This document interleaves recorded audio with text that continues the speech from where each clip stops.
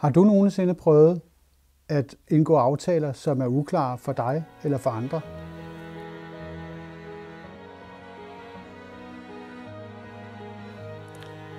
Vi arbejder på at sikre, at du står stærkt og trygt nu og i fremtiden.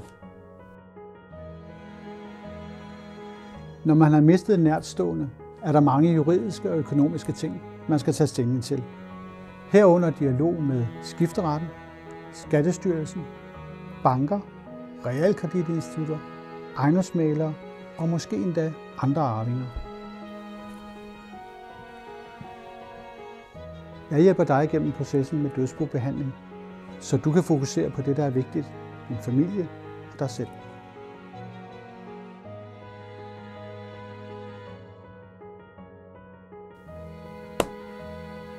Mange tænker først på testamenter, ægtepagt og fremtidsfuldmagt, når det er for sent. Men at tage ansvar for fremtiden handler også om at beskytte sig selv og sin familie i tilfælde af sygdom, skilsmisse og ved død. Jeg bistår dig i oprettelsen af de dokumenter, der er vigtige for dig, for at din vilje sker i de vigtige faser af dit liv.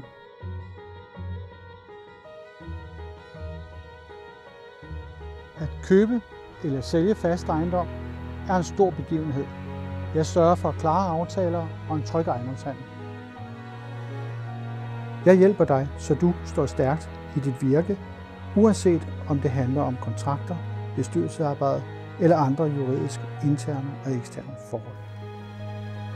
Så har du brug for juridisk rådgivning og klare aftaler, så kontakt mig for et uforpligtende møde.